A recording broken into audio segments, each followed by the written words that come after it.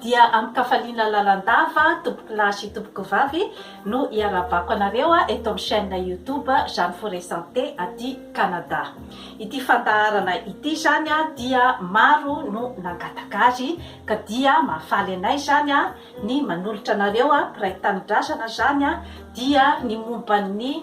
fitandrofana ny peste zany zany hoe fitandrofana ataotsika zany hoe mahomby indrindra ary maharitra à long terme zany momba io aretina io. Inona moa zany ny atao hoe peste? Ny peste dia aretina avy amin'ny bakteria mikroba izay atao hoe Yersinia pestis izay hita ao anatin'ny voalavo zany izy io ary mifindra amin'ny alalan'ny parasy zany hoe ny parasy izay manaikitra zany amin'ilay voalavo zany no mamindra any amin'ny olombelona zany rehefa manaikitra ny olombelona zany ilay parasy. Ny fihombon'ny aretina zany na ny incubation zany dia ao anatin'ny 1 ka hatramin'ny 7 andro zany raha ohatra ka efa tafiditra ao aminao zany ny mikroban'ny peste dia 7 andro aoriana zany vao zay vao mipoitra zany ny aretina. Ka misy karazany roa zany ny peste dia ny peste bubonique ary ny peste pulmonaire. Ny voalohany zany ny peste bubonique io zany no tena betsaka indrindra zany hoe misy zany karazana zany fivitosana amin'ny ganglion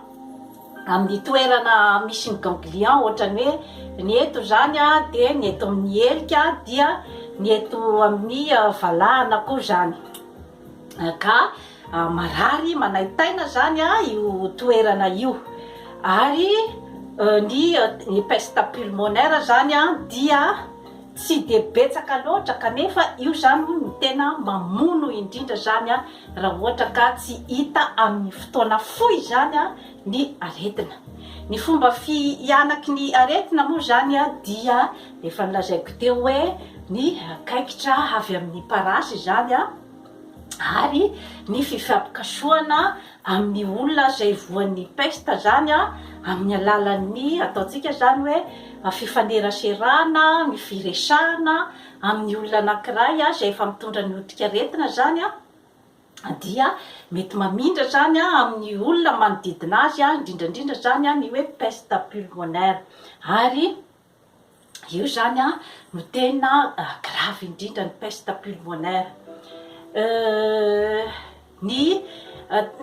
tahan'ny fahafatesana zany dia eo amin'ny 30% à 60% eo zany ho an'ny peste bubonique zany. Ary ny peste pulmonaire dia mamono raha ohatra ka tsy tratra eo no eo zany ny fitsaboana azy. Ny fomba fitsaboana azy zany dia tsy misy afa-tsy ny antibiotika ary ny fahitana ny aretina aingana dia aingana indrindra zany zay no afaka zany hitsaboana ny peste. Ka tsara ho marihana zany fa azo tsaboana tsara ny peste ary azo tandrovana tsara de tsara mihitsy io aretina io fa tsy araky ny filazana fa hoe aretina dia tena tsy misy azo atao tsony mihitsy. Raha ohatra ka tsy misy azo atao tsony amin'ny olona anankiray de satria tsy nentina tany amin'ny dokotera aingana de aingana ilay olona fa nikobokobosina tao an-trano tao fotsiny zany.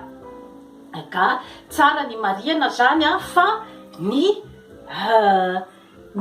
peste koa zany de tsy tokony koa zany hoe aretina atao hamenatra ka hikobokobosina ao an-trano tsy hoentina zany any hôpitaly fa satria sao de ataon'olona fa hoe vorehitra maloto zay toe-tsaina zay zany de tokony hoesorintsika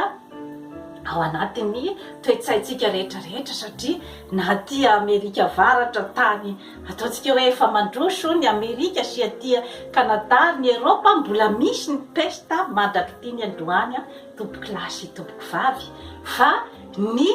ataontsika hoe rapidité d'intervention zany a zay zany a no zava-dehibe zany a amin'ny fisorohana azy. Eran'izao tontolo izao zany a tao anatin'ny 2010 sy 2015 zany a dia teo amin'ny 3248 cas ny peste zany a no hita eran'izao tontolo izao a ary 584 zany a no maty. Ka ny firenena amin'izao fotoana zao zany a mbola betsaka azy a dia Madagasikara sy ny République ny Congo ary ny Pérou. Fantatra zany a tamin'ny andro taloha tamin'ny 14e siècle zany a dia nisy 50 millions ny maty tany Eropa tamin'izany andro zany a ary amin'izao fotoana zao kosa nefa zany a tamin'izany moa zany a mbola tsisy ny antibiotika fa amin'izao fotoana zao kosa zany a dia fahasorohana tsara amin'ny antibiotika sy ny fisorohana amin'ny alalan'ny fahadiovana sy ny pitsopitsony maro samihafa zay mbola hoazavaiko aminareo a rehefa avy eo. Ahoana moa zany a ny fomba famantarana ny peste.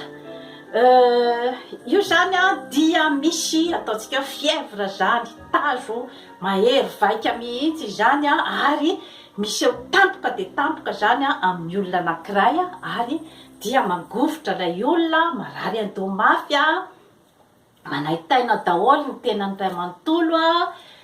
ary tena malemy dia malemy zany a ilay olona ary mandoa. Misy telo zany a ny fomba fisehoan'ny peste zany a dia ny peste bubonique, ny peste septicémique ary ny peste pulmonaire. Ka ny peste bubonique zany a dia efa teneniko teo hoe io ny betsaka indrindra izay miseho amin'ny alalan'ny ganglion, mififitosana zany amin'ny reto toerana reto amin'ny elika sy eto amin'ny valahana zany ary marary. Ny peste septicémique zany dia ny ataontsika zany hoe ny fitaran'ny peste bubonique zany hoe rehefa mitatra zany izy dia mandeha any amin'ny lalan-drà ny microbe ary dia manenika ny tena iray manontolo ny olona anankiray zany eo zany izy no miteraka fahafatesana raha ohatra ka tsy misy ny fitsaboana aingana dia aingana. Eo koa zany ny peste pulmonaire izay tsy dia betsaka loatra kanefa io no tena mamono indrindra zany.